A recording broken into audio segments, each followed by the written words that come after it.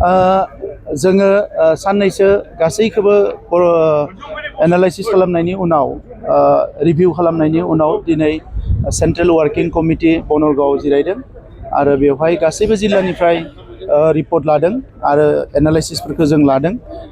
थांनाय बिसायख'थिया गाज्रि जानायनि उनाव दिनै जोंनि दोलोआव जोंनि पार्टियाव जोङो जोंनि जिखिनि ड्रबेक्सफोर जोंनि माखासे जि मेन्डेट्स जि फैनो गोनां जादों बेफोरखौ जों रायलायदों आरो दिनै जोङो थांखि लादों जे फैबाय थानाय समाव जे जिखिनि बड'लेण्ड ओनसोलनि जेंना बा बर' माहारिनि जेंना बा UPPLखौ जोनोम होनायनि जिफोर एजेन्डामोन बे एजेन्डाखौ लानानै फैबाय थानाय समाव खामानि मावलांबाय थागोन।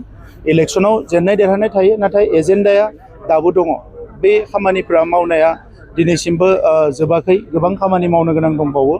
सोलोंथाइनि बिथिङावनो जा बा एकर्डनि बिथिङावनो जा बा गुबुन गुबुन बिथिङावनो जा, दा बेफोर गासैबो खामानिखौ लानानै मावलांगोन आरो आफाद हिसाबै ब्लक लेभेलाव, प्राइमारि लेभेलाव, बुथ लेभेलाव जोंनि जिमानखिनि मावथिफोर दङ गासैबो जोबोद गोख्रोङैनो दङ आरो बिसोरखौ लानानै फैबाय थानाय समाव बड'लेण्ड ओनसोलखौ जौगाहोनो थाखाय, बिनि जेंनाफोरखौ बोस्रांनो थाखाय आरो अरायसम गोजोन थासारिखौ लाखिनानै जोङो जोंनि माहारि आरो ओनसोलखौ जौगाहोनो थाखाय UPPL दोलोआ खामानि मावलांबाय थागोन।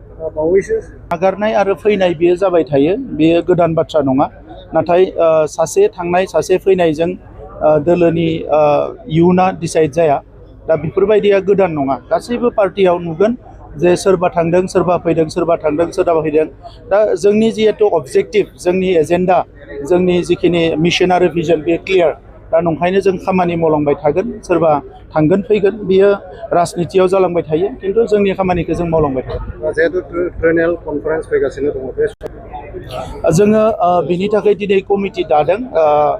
दा गायनाय फुनायनि सम फैदों, नंखायनो अक्ट'बर नभेम्बराव जोंनि ट्राइनियेल कनफारेन्सआ जागोन आरो बै समसिम जोङो डिसाइड खालामगोन। जोंनि मिरु आफाद, जोंनि जिल्लाफ्रा डिसाइड खालामगोन जे जोंनि लिडारशिप आरो इयुन जोंनि रड मेपखौ क्लियार खालामनो थाखाय। बिस्वजित दैमा